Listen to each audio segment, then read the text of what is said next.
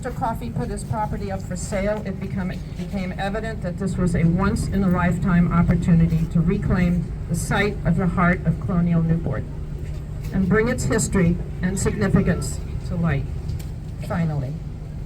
The mission of this project is to recognize and celebrate the spring site as the birthplace of Newport and the important role this place had in sustaining and the life and growth of this town, the birthplace in the United States of religious freedom and separation of church and state.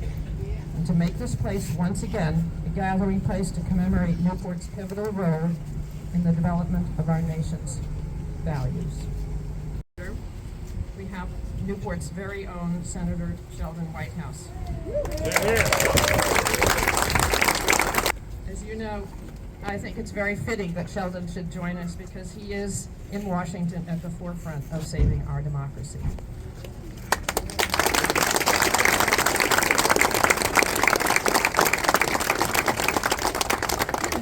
I'd like to acknowledge one of our important partners, the Church Community Housing Corporation, which is an unsung hero in this community. They do so much, and we could not be here today without its wonderful Steve Ostiguy and its team.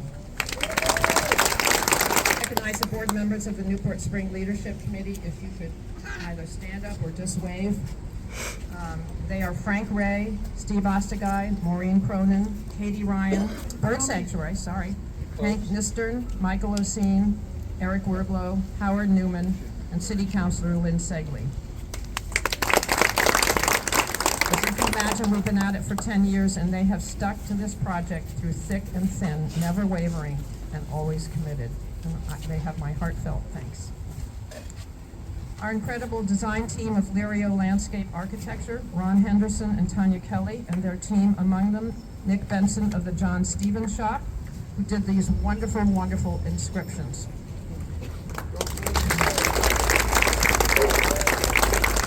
Tanya was at the site almost daily, no matter how terrible the weather was, worrying and directing every detail. Put it here, don't put it there. Wait. And her dedication was epic. Thank you. Complicated site. The engineering and the design were intricate and very difficult at times. Their installation of Marzilli has been impeccable, so willing, and so professional. I want to say special thanks to Joe Langlois, who's been the leader of the pack. Richard Daddario, our neighbor, provided water and an extension cord from his basement for years. Richard could not be here today, but needless to say, he's very happy. We have to also thank the city of Newport. Our former city manager, Joe Nicholson, is here.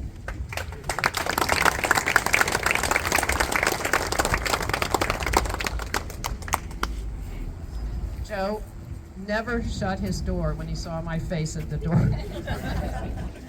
He has been a big supporter of us, and people have asked us, why did this take so long? Well, for one thing, there was COVID, a little interruption in all of our lives. For 2 years, the city couldn't talk to us, but always Joe would talk to us, so thank you, Joe.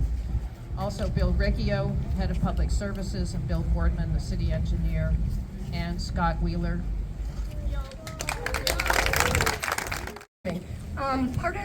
There was an aspect of this particular project that was really remarkably heartfelt, and that was coming through and doing the archaeological dig that let us see the pieces and parts of the lives of those that lived here prior to us. And the team from Salve, who dug in very hot weather for a very long period of time, and the team from the University of Kentucky who was here today, and also some of the people from Stonehill who helped. Remarkable and able to put together in a mosaic what it would have been like when this was just a well and people came to it for their dearly water. Many people in our charrettes and our questionnaires wanted a water feature. They all said this is the spring site of Newport that nurtured Newport. From the very beginning, we needed water, but the city, as you know, we're a litigious country. The city did not want an active water feature, so Howard and Mary have come up with, I think, the perfect solution. So I'm Ron Henderson. landscape architect, Lyrio Landscape Architecture, and professor at Illinois Institute of Technology in Chicago. We're all standing in what we call the gathering space, framed to the south by the trees of what we call the Rocky Grove, and the north, or the Charter Grove, which is closest to the Colony House. The groves are planted with ironwood, Pinus caroliniana, a native species commonly found in wet places. From the gathering space, you can see the Colony House. You can look uphill to the portico of the Touro Synagogue. You can see the spire of the Baptist Church and other landmarks in Newport. Spring Park both frames and hosts Newport's history. So just about 10 years and 2 weeks ago, we signed a sales agreement with Neil Coffey, and we consequently closed in about 6 months after Lilly amazingly raised the money to buy it from Neil. And since then, we've owned it, we've maintained it, we've paid taxes. I want to acknowledge the Newport environmental group, their consultants who assisted us all along the way. This was considered one of the early Supersun sites when there was some leaking gasoline that went into the streets and into the courthouse. So it has a long history as a brownfield site, and with their great help, we were able to remediate that and turn it into what you see today. We came to recognize that this is a very important and significant site that needs to be preserved. And so in order to do that, we have drawn on our good friends at the Aquidneck Land Trust, and we are going to be providing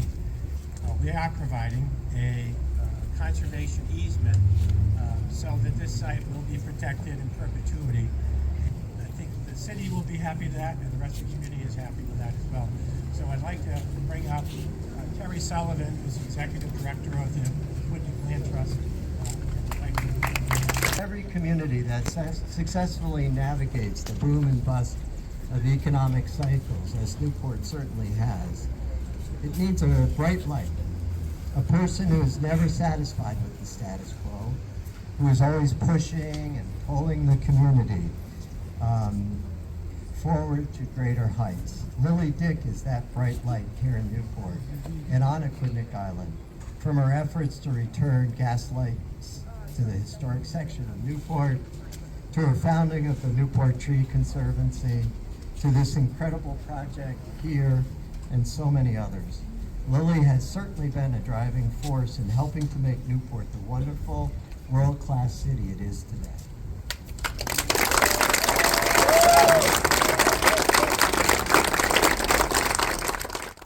Thank you to all the generous donors, and thank you certainly to Ambassador Loeb, who can't be here today, but who certainly believed in this project.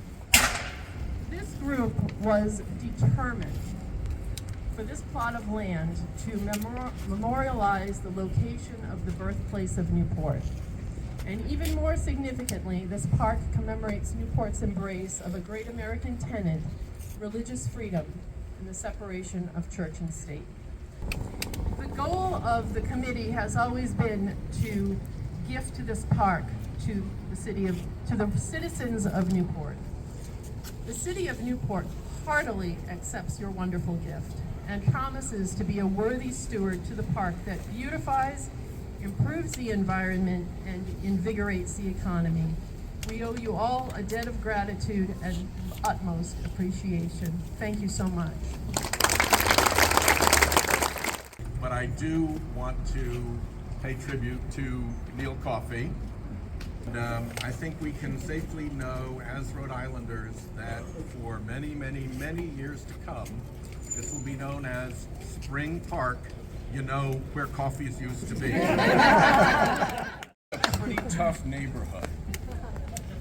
Right there, Colony House. George Washington spoke to the people of Newport as he was campaigning for election. Right there, Florence K. Murray Courthouse, first woman, Dawn, in the state Senate. First woman to serve as a Superior Court judge in Rhode Island. First woman Chief Justice of the Superior Court. First woman on the Supreme Court. And also just an absolutely wonderful person. So there's the Florence K. Murray Courthouse, there's the Colony House, and right up the road, right behind the Loeb Building, is the Touro Synagogue, where it was first decreed that it would ever be the policy of this country to give to bigotry no sanction and to persecution no assistance. Like I said, tough neighborhood for a new park to measure up to. And I just have to say to all of you who have achieved this, who I'll refer to with brevity as Team Lilly, bravo, you did it. Thank you. All of you here, and now we are going to christen the park. Oh.